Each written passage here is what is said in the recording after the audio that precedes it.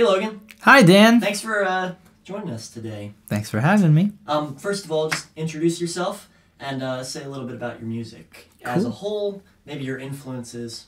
Sure. I'm Logan Smith, and my music, it's had an interesting life. You know, I grew up with a lot of gospel, a lot of theater music, so I think there's a lot of storytelling aspect that's involved that isn't as common in modern day music. But I mean, it's also very new to me. I didn't really start taking myself seriously as a writer until a year ago, you know, and I mean, here we are, which is crazy. But yeah, no, my influences, one thing that my dad taught me growing up was expose yourself to everything and then take the pieces that you like and bring them all together to make your own sound, you know? So, I mean, I grew up listening to like Barry Manilow and Styx and the Beatles and Paul McCartney, and also listening to the Jonas Brothers and, you know, the people that were popular at the time. So I kind of was fortunate in that way. I didn't limit myself in that way. So yeah. So when did you write your first song? You said you didn't take yourself seriously until a year ago, but when was that first, like, oh, I kind of like writing songs, I like writing my own music? I must have been like 8 or 9. I still remember the first song I ever wrote. It was like 15 seconds long. It was terrible, like couldn't have been worse. But I remember like I would just get bored, and I had a keyboard in my room, and I had a little like Toys R Us electric guitar, you know. So I would like sit in there for an hour or two and just like mess around. And I would like come out in the living room and be like, "Mom, Dad, I wrote a song," and it was like 20 seconds long, and they were like, "I don't know if that's a song, but it's a great jingle."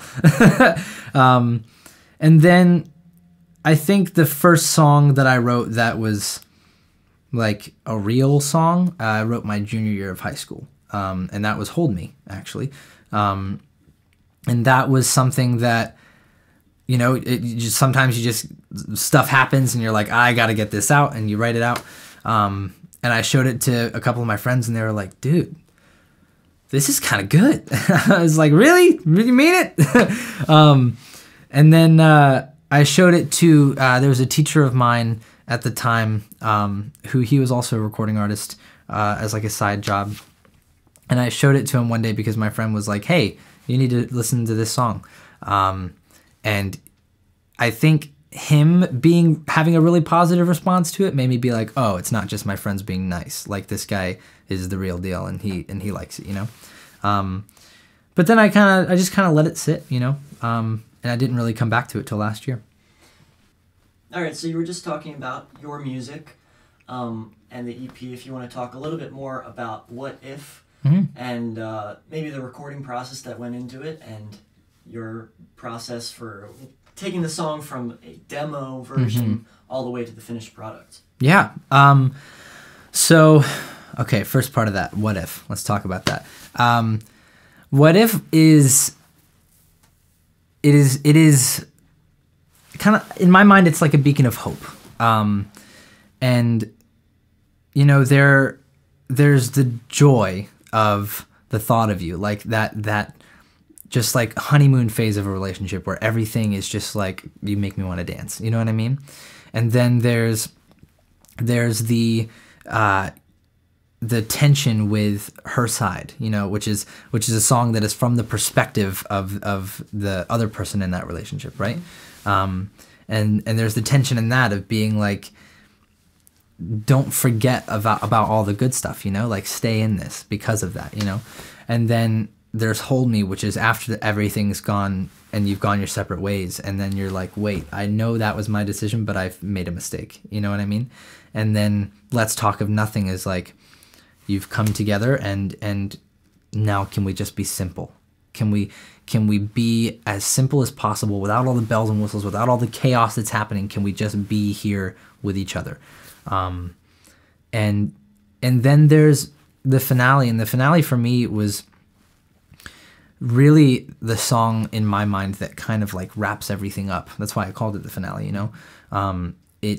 you go on this journey in the EP, you know, from beginning to end. You experience a lot of waves of emotion, and I really wanted the EP to end with "Because We Made It Up," because that choir that happens at the end, they repeat the lyrics: "You be the star, I'll be the gravity. The bigger we get, the closer I'll hold you to me." And I wanted that to be the last thing, because one, that, I mean, like, that is hope in its simplest form, you know, like, forget everything else, like, just you and me. And like, and then also using the comparison to nature, like something that is natural. It's not the bells and whistles of everything else, you know. It's simple. And I think I wanted to go on this emotional journey and then end with that simplicity, because I think everything can be simple, you know. I don't think we need to get caught up in the chaos and the, you know, dotting your I's and crossing your T's, you know. If we can just be people who can connect to each other, then we won't have to worry about anything else, you know. So that's kind of what the EP means to me, from an artistic standpoint. The recording process, going from demo to the final product, it was kind of wild. You know, these weren't songs that I intended to release initially. I had someone who wanted to hear the songs, and I was like, well, if I'm going to send this person those songs, then I need to record them so that I can send them something, you know. And I was put in touch with Joshua Earls and Dan Gallagher and Danny Halprin, and those people all came together. Like, I mean, I'm still shocked at how generous they were with their time and the energy that they put forth into making this come to life. And when it all started out, I was like, hey, these are demos. I'm just sending them to one person. And I played them the songs. And I remember when I played Josh the songs, I think he was running around like a kid at Christmas in that practice room. He was just really excited by them, which was very humbling to me. And he goes, okay, we're going to record your demos, but these are going to be the best demos you've ever heard. And so then I got really excited too, because it's I don't know, it's contagious when people have that energy, you know? So we went into the studio. I drove from Winchester to Maryland, every weekend for 6 weeks. And we just spent all day like churning them out. You know, we started with scratch tracks so that we could get the drum tracking done. But yeah, I mean, it was a long process for sure. I mean, you know, it felt long, but I guess in comparison to how much time people normally spend on these things, it was kind of rapid, you know? But at the end of the day, that pace was like, it felt right. Like we were making progress every minute, every day. And once we were done with the recording, I mean, I was on the phone with Josh, you know, once a night, just being like, hey, these are the notes for this song. Let's change this in the mixing, you know? And it was really, really, really an incredible process. And I learned so much about collaboration, because, I mean, I'd never done anything like this before. I was a dude who played piano and guitar sometimes and wrote songs. And that was it, you know? And I remember, like, sitting in the studio when we were working on The Thought of You, and Josh pulled out his guitar and started playing the little guitar lick that happens on the chorus. And I lost my mind. And then when Dan plugged in his bass, it was like everything just was all of a sudden riding on top of that. And it was like, I remember sitting there being like, oh my God, what is this? Like, this is, and it's interesting because my initial vision for The Thought of You was not at all what the final product was, but the final product was way better. But I never would have been able to achieve that if it wasn't for the collaboration with other artists that I was able to experience. So I'll be forever grateful for that.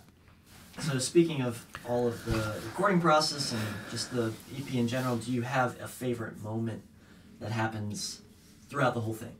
Oh man, a favorite moment. Yes.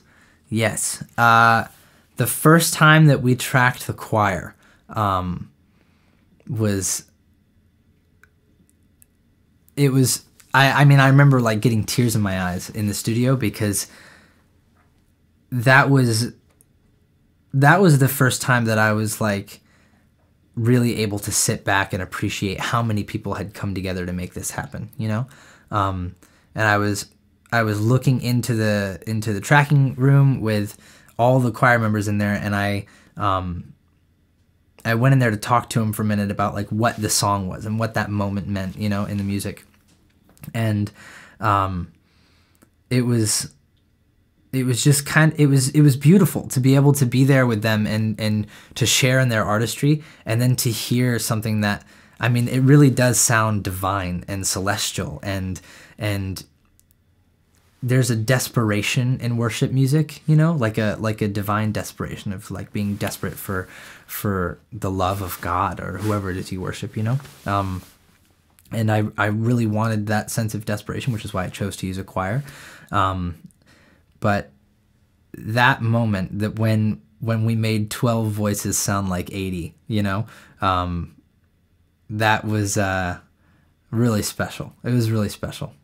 So now that the album is out and seems to be well received by a lot of people, more than most of us thought. Yeah. Like, just without any promotion or any of that, just sheer people loving the music. 200,000 streams. Yeah. Are you going to be playing anywhere? How's 2019 going to look for touring and getting the music out there to the actual fans playing live? Do you have anything planned? I do. We've got a lot of stuff planned. I can only talk about some of it as of this present moment. But we'll be playing in Chicago on January 18th. And it'll be full band. And we're playing in Downers Grove at Ballydoyle Irish Pub, I believe is the venue name. And that's going to be really exciting. We'll be there with Lloyd Dobler Effect, which will be a lot of fun. And then we're also going to New York to play the Bitter End on January 19th. And I'm super pumped about that because there are some legends that have played on that stage. I'm really, really, really excited. And we also have other shows coming that I can't talk to you about yet, but there will be more. I think 2019 for us is going to be, our mission is to get out and play all the time, you know, make music with as many people in the room as possible. And also to start recording on the next project as well. The title of it will be announced in a little while. But I'm really, really excited about it. It's different, you know. The first EP was it was more about hope and light and joy in a lot of ways, and love and romance, you know, like the good stuff. But this EP, I think, it takes a look at some of the grittier parts of life, you know. It takes a deeper look at the things that we don't really want to talk about and the harsh stuff. So it's there's a lot of tension. There's a lot of tension in every song, and it's really important to me that that remains a theme within this whole project. You know, is like how can we show you that tension isn't always a bad thing? You know, I really live by the idea that tension is a good thing because tension promotes progress, and if everything was perfectly fine all the time and there was nothing wrong, then we would get complacent and we would sit on our thumbs and do nothing and never move forward, never make any progress. And I look at my own life and I look at the things that make me uncomfortable with where I am now or where I was last year. And those things that made me uncomfortable last year pushed me to be where I am now. And the things that make me uncomfortable right now are going to push me to be where I'm at next year, you know? I'm always making progress and moving forward in that way because there is that tension, there is that discomfort, and I think that's important, you know. So I think the next record's going to take a little bit of a look at that. Cool. Thanks so much, Logan. Thank you, Mr. Gallagher.